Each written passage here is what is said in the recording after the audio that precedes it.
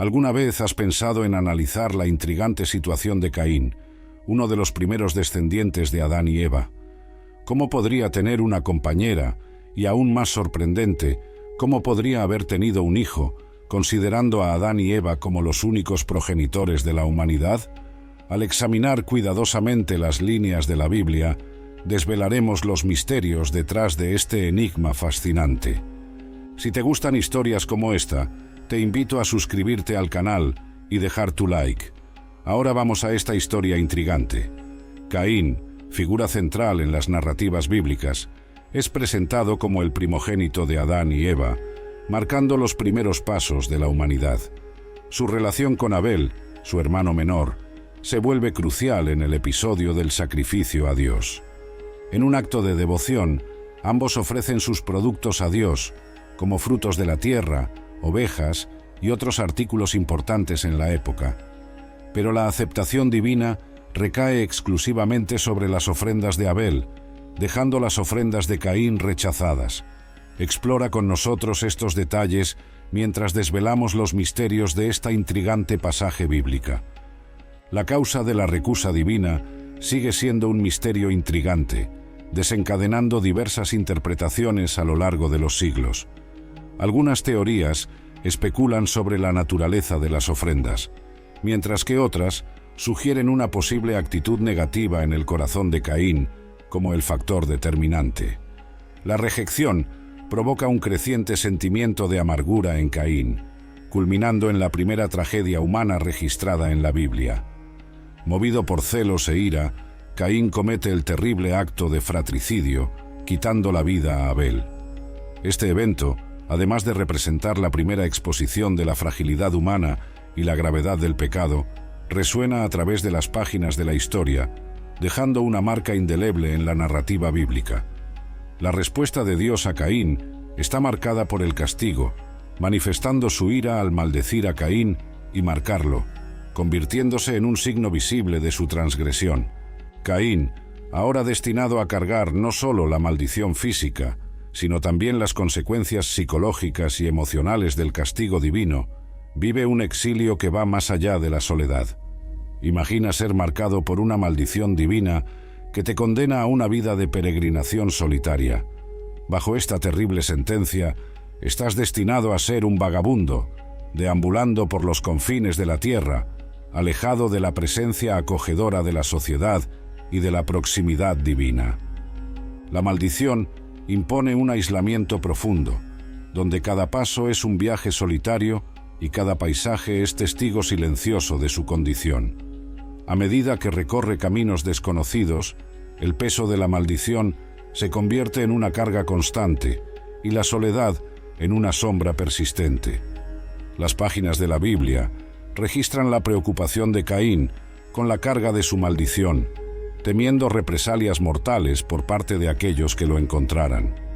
Caín, al ser maldecido por Dios y temiendo ser blanco de represalias por sus actos, puede haber proyectado sus ansiedades sobre un escenario futuro, imaginando la posibilidad de encontrar a otros seres humanos que buscaran vengarse por sus crímenes. La naturaleza de la maldición, que lo condenó a ser un vagabundo solitario, pudo haberlo dejado vulnerable y aprensivo respecto al entorno externo. En respuesta a esta aprensión, Dios coloca una marca sobre Caín, garantizando su protección contra cualquier venganza mortal. Este acto divino no solo preserva la vida de Caín, sino que también simboliza la misericordia divina, un gesto que trasciende la justicia rigurosa. La marca, un signo visible de su condenación, también se convierte en un escudo protector, ofreciendo una oportunidad de redención. En medio de las ramificaciones de sus acciones, surge una pregunta intrigante para los más escépticos. ¿Quiénes serían esos otros que Caín tanto temía? ¿Habría más descendientes de Adán y Eva además de Caín y Abel? La respuesta a esta peculiar cuestión puede encontrarse al continuar viendo el video, donde revelaremos información fascinante. En el capítulo 4, versículos 16 y 17, Caín, aún errante como un vagabundo, encuentra a una mujer y establece una relación conyugal. De esta unión nace un hijo llamado Enoc, marcando el inicio de una nueva generación descendiente de Caín. Sorprendentemente, Caín no solo sobrevive al castigo divino, sino que también se destaca de manera notable. Toma la decisión audaz de construir una ciudad y, de manera peculiar, la nombra en honor a su hijo Enoc. Esta decisión evidencia la firmeza de propósito de Caín en forjar un legado y establecer una comunidad, desafiando las adversidades impuestas por su condición errante. Sin embargo, es precisamente en este punto donde las preguntas comienzan a multiplicarse, ampliando aún más el misterio en torno a la historia. El texto bíblico curiosamente omite detalles explícitos sobre cómo y con quién Caín estableció su relación conyugal. En el versículo 17, solo encontramos la vaga información de que Caín conoció a su mujer. La especulación sobre la posible existencia de otros seres humanos, además de Adán, Eva, Caín y Abel, en este período, emerge como una interpretación destinada a llenar las lagunas en la narrativa bíblica.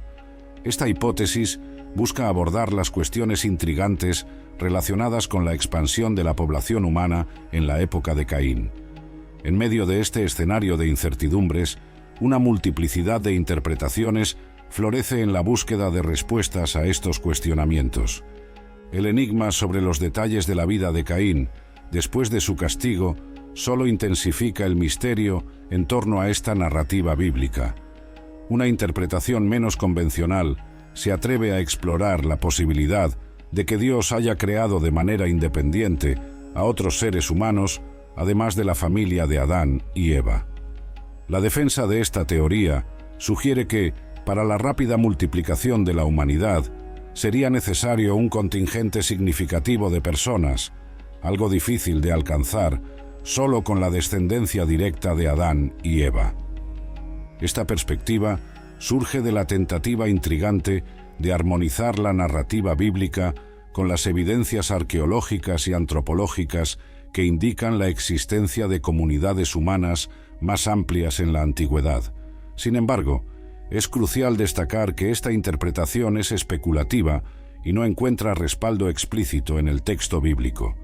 La narrativa de Génesis se centra principalmente en la historia de la familia de Adán y Eva, sin mencionar de forma inequívoca la presencia de otros grupos humanos contemporáneos.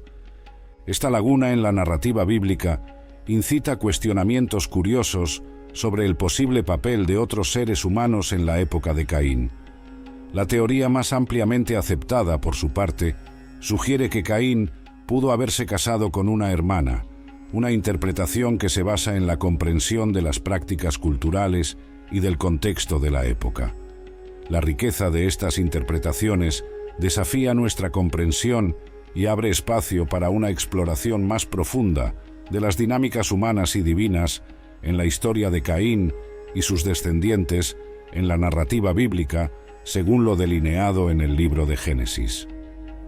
Una perspectiva menos común surge al desafiar la concepción convencional de que Adán y Eva tuvieron solo a Caín y Abel como hijos.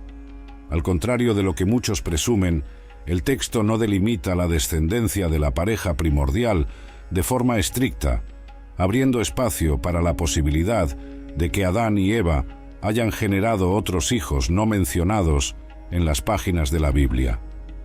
La ausencia de información detallada sobre la prole de Adán y Eva deja margen para especulaciones intrigantes.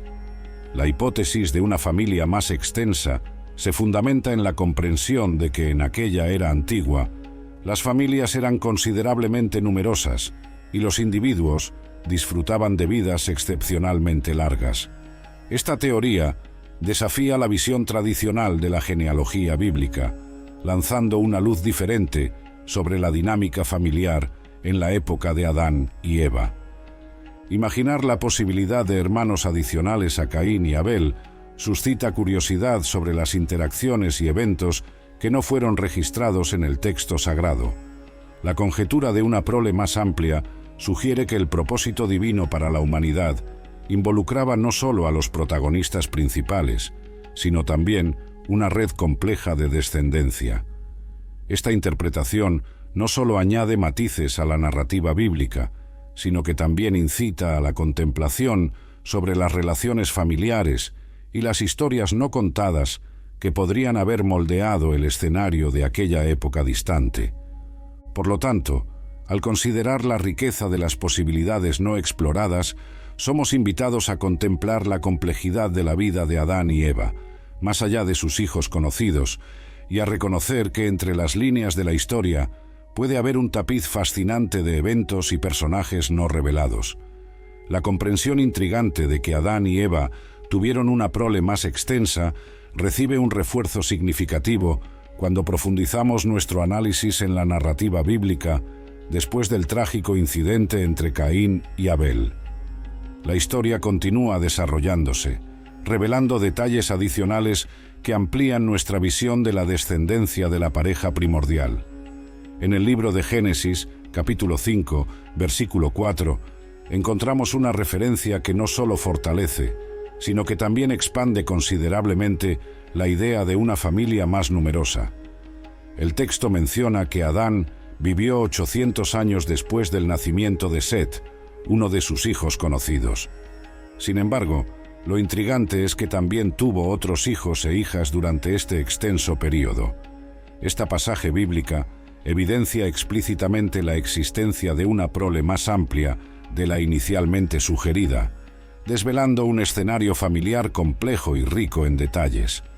Al considerar el contexto de la época y las longevas vidas de los individuos, la noción de que Adán y Eva fueron padres no solo de Caín y Abel, sino de una prole numerosa, se torna aún más plausible.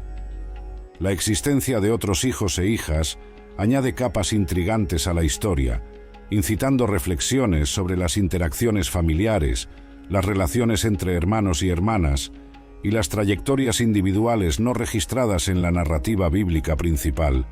De esta forma, al explorar entre líneas del texto bíblico, somos invitados a contemplar un tapiz más complejo y rico, compuesto no solo por los eventos centrales, sino también por los numerosos hilos que forman las historias menos conocidas. La jornada de Adán y Eva, marcada por hijos e hijas no explícitamente citados, se revela como un fascinante rompecabezas a ser desvelado, sugiriendo que la historia humana es mucho más intrincada de lo que las palabras sagradas inicialmente nos revelan. En medio de las figuras de Caín, Abel y Set, inmersas en la complejidad cultural y temporal de la antigüedad, la práctica del matrimonio entre hermanos no solo era aceptable, sino también considerada necesaria para la propagación de la raza humana. En esta fase inicial de la historia, aún no existían prohibiciones explícitas contra esta forma de unión, y las circunstancias culturales y las exigencias de la supervivencia pudieron haber desempeñado un papel influyente en la aceptación de esta costumbre peculiar. La ausencia de restricciones claras es ilustrada por diversos casos en la narrativa bíblica, en los cuales personajes se unieron en matrimonio con miembros de sus propias familias. Estos episodios revelan un panorama cultural en el que el matrimonio entre hermanos no solo era una norma social, sino también una práctica que contribuía a la preservación y expansión de las linajes familiares. En el contexto de la época, las limitaciones de interacción social y la escasez de población pudieron haber llevado a las comunidades a ver el matrimonio entre hermanos como una solución lógica y necesaria. Esta peculiaridad cultural, aunque pueda sonar extraña a los estándares contemporáneos, destaca la evolución de las prácticas matrimoniales a lo largo de la historia humana. A medida que las sociedades se desarrollaron y las normas éticas se refinaron, el matrimonio entre hermanos dejó de ser común. Si te gustan las historias bíblicas, te invito a suscribirte al canal y dejar tu like.